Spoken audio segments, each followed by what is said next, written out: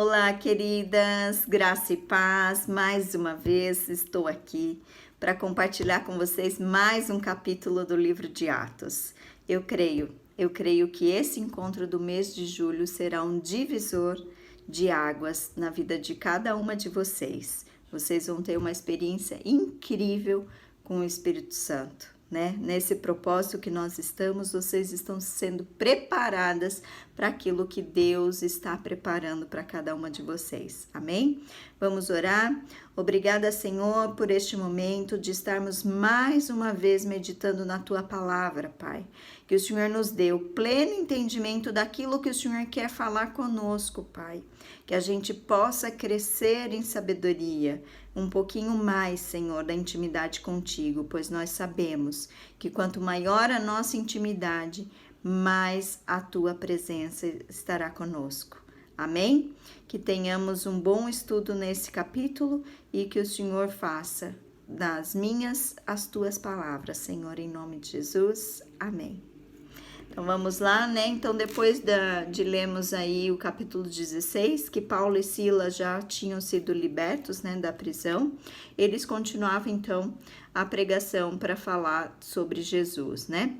Então passando por Anfípolis e Apolônia, chegaram a Tessalônica, onde havia uma sinagoga dos judeus. Segundo o costume, Paulo compareceu à reunião deles e por 3 sábados examinou com eles as escrituras, explicando e demonstrando que era necessário que o Cristo sofresse e ressuscitasse dentre os mortos.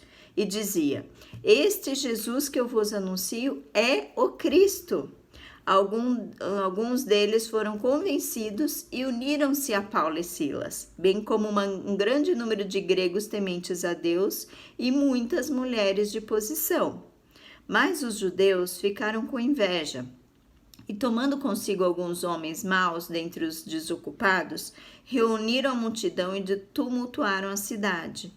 Então invadiram a casa de Jason, procurando Paulo e Silas, a fim de entregá-los ao povo.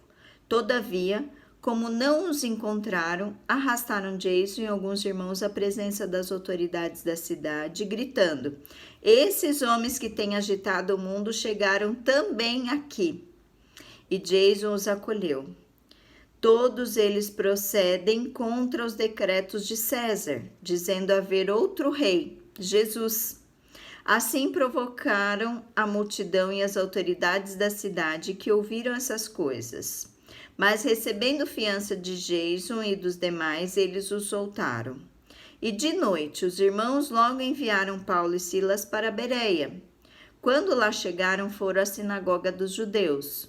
Os de Bereia tinham mente mais aberta que os de Tessalônica, pois se mostraram muito interessados ao receber a palavra, examinando diariamente as escrituras para ver se as coisas eram de fato assim. Desse modo, muitos deles creram, bem como bom número de mulheres gregas de alta posição e vários homens. Mas logo que os judeus de Tessalônica souberam que Paulo anunciava a palavra de Deus, também em Bereia, foram para lá incitar e acirrar as multidões. Imediatamente os irmãos enviaram Paulo para a região litorânea, mas Silas e Timóteo ficaram ali. E os que acompanhavam Paulo levaram-no até Atenas. De lá partiram com instruções para que Silas e Timóteo fossem encontrar-se com ele o mais depressa possível. Enquanto Paulo esperava por eles em Atenas, sentia grande indignação vendo a cidade cheia de ídolos. Por essa razão, discutia na sinagoga com os judeus e os gregos tementes a Deus, e todos os dias na praça com os que ali se achavam. Alguns filósofos epicureus e estoicos puseram-se a debater com ele. Uns perguntavam: o que este falador quer dizer? E outros diziam: parece ser propagador de deuses estranhos. Pois Paulo anunciava a boa nova de Jesus e a ressurreição. Então o tomaram e o levaram ao Areópago. Areópago era tipo um conselho, né? E disseram: Podemos saber que ensino novo é esse que fala, de que falas? Pois estás nos anunciando coisas estranhas. Portanto, queremos saber o que é isso. Todos os atenienses, como também os estrangeiros que ali residiam, não tinham outro interesse a não ser contar ou ouvir a última novidade. Então Paulo ficou de pé no meio do aerópago e disse: Homens atenienses, em tudo vejo que sois excepcionalmente religiosos, porque ao passar e observar os objetos do vosso culto, encontrei também um altar em que estava escrito ao Deus desconhecido. É exatamente este que honrais sem conhecer, que eu vos anuncio. Ele estava falando de Jesus. Ali já tinha um altar levantado por eles e que estava escrito ao Deus desconhecido. E Paulo já sabia que esse altar era o de Jesus. Então ele fala que eles já cultuavam esse Deus, o Deus do qual ele estava falando, né? O Deus que fez o mundo e tudo o que nele há, Senhor do céu e da terra, não habita em templos feitos por mãos de homens.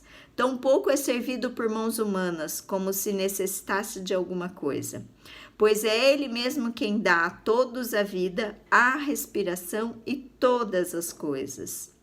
De um só fez toda a raça humana para que habitasse sobre toda a superfície da terra, determinando-lhes tempos previamente estabelecidos e os territórios da sua habitação, para que buscassem a Deus e mesmo tateando pudessem encontrá-lo. Ele, de fato, não está longe de cada um de nós, pois nele vivemos, nos movemos e existimos, como também alguns dos vossos poetas disseram, pois dele também somos geração.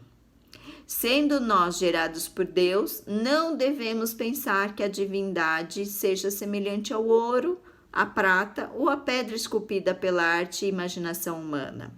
Deus não levou em conta os tempos da ignorância, mas agora ordena que todos os homens em todos os lugares se arrependam, pois determinou um dia em que julgará o mundo com justiça por meio do homem que estabeleceu com esse propósito.